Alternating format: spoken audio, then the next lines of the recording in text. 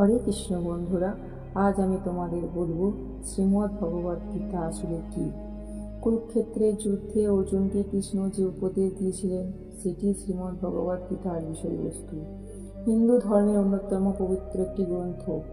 এই গ্রন্থ ব্যক্তিকে ধর্মের সঠিক পরিভাষা শেখায়। ধর্মপথে চলে কর্ম করার পন্থা রয়েছে এই গ্রন্থে। এই পবিত্র গ্রন্থ আবার ব্যক্তিকে মোক্ষের পথে নিয়ে যায়। শ্রীমদ্ ভগবদ্ গীতা সনাতন হিন্দু ধর্মের ভিত্তি। তবে আজকের যুগে অনেকেই ধর্ম ও কর্মের আসল স্বরূপ ভুলে গিয়েছে। তাই এই গীতার জ্ঞান ও শিক্ষা গ্রহণ করা অনেকাংশে জরুরি হয়ে পড়েছে।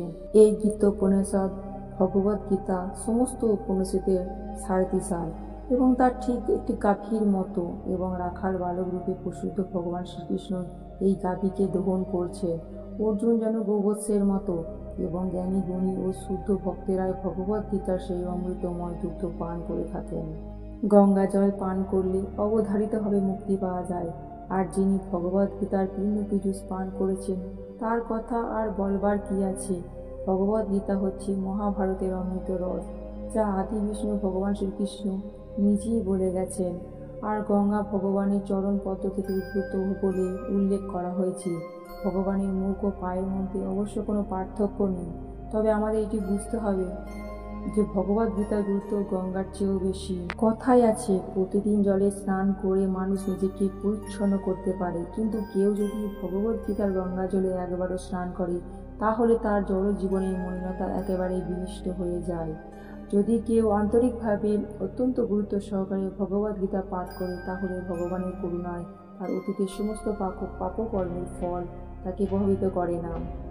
যেহেতু ভগবদ্ গীতার বাণী স্বয়ং পরম পুরুষোত্তম ভগবানের মুখনিঃসৃত বাণী, তাই এই গ্রন্থ পাঠ করলে আর অন্য কোনো বৈদিক সাহিত্য পড়বার দরকার হয় না।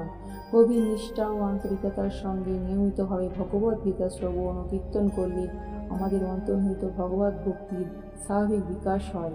বর্তমান জগতে মানুষের নানা রকম কাজে এতই ব্যস্ত থাকে যে তাদের সমস্ত বৈদিক সাহিত্য পাঠ করা সম্ভব হয় না। সমস্ত বৈদিক সাহিত্য পড়বার কোনো প্রয়োজন নেই।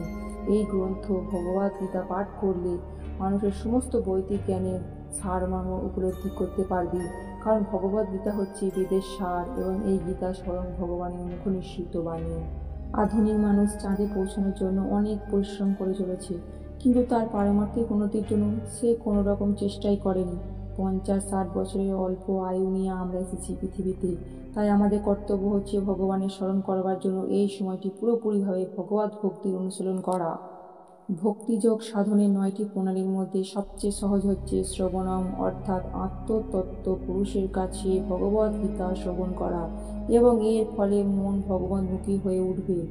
তখন পরমেশ্বর ভগবানকে স্মরণ করা সহজ হবে এবং এই জড় দেহ ত্যাগ করার পর চিন্ময় দেহ লাভ করে ভগবানের আলোয় উন্নীত হয়ে আমরা ভগবানের সচেত লাভ করতে সক্ষম হব। ভগবান আরও বলেছেন, অভ্যাসের দ্বারা যে সর্বদা ভগবান রূপে আমার ধ্যানে মগ্ন, বিপদগামী না হয়ে যার মন সর্বদা আমাকে স্মরণ করে, হে পার্থ, সেই নিঃসন্দেহে আমার কাছে ফিরে আসবে।